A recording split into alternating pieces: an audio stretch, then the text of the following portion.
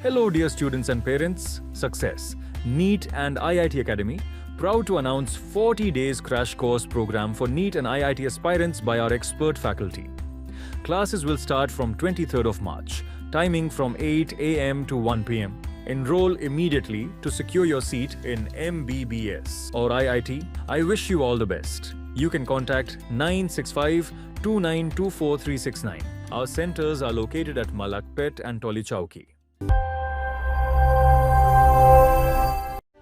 Chairman A18 Telangana news Mohammed Azam Ali. एक बड़ी पेशरफ्त में ईरान ने भारत के खाम तेल से भरे जहाज़ को स्ट्रेट ऑफ हार्मुज से गुजरने की इजाज़त दे दी है और ये ऑयल टैंकर बाहिफाजत मुंबई बंदरगाह पहुंच गया है। ये पेशरफ्त उसके एक दिन बाद सामने आई जब भारत के वज़ीर ख़ारिजा एस जयशंकर ने अपने ईरानी हम मनसब अब्बास इराक़ची से तफसीली गुफ्तगू की। वज़ारत ख़ारिजा हिंद ने जुमेरात 12 मार्च को अपनी ब्रीफिंग में बताया कि दोनों रहनुमाओं के दरमियान होने वाली आखिरी गुफ्तगू में समंदरी जहाज़ों की हिफाजत और महफूज आमदोरफ्त के मामले पर ख़ास तौर पर बातचीत की गई। वाज़ेह है कि ईरान ने स्ट्रेट ऑफ हार्मुज को उस वक्त बंद करने का ऐलान किया था जब अमेरिका और इजराइल ने 28 फरवरी को ईरान पर पेशगी हमला किया। इसके बाद ईरान ने ऐलान किया कि इस अहम समंदरी रास्ते से गुजरने वाले हर जहाज़ को पहले ईरान से इजाज़त लेनी होगी। इसी दौरान इस्लामी इनकलाबी गार्ड कोर ने सख्त मौक़िफ़ इख्तियार करते हुए कहा है कि वो स्ट्रेट ऑफ हार्मुज के रास्ते एक भी ख़तरा तेल अमेरिका तक नहीं जाने देगा।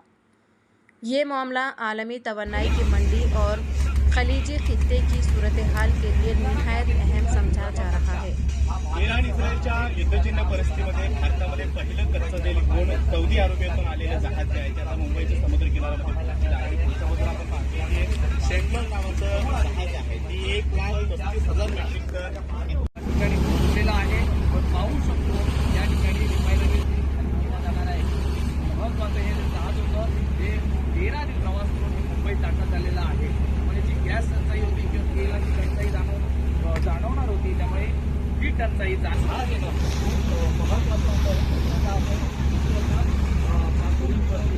मुंबईत दाखल झालेला आपल्याला पाहायला मिळतं।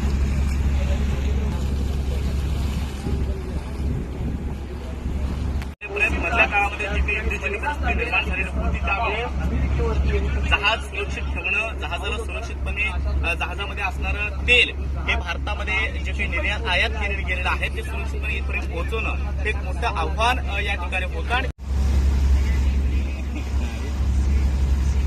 सांगून 2 तास जाणार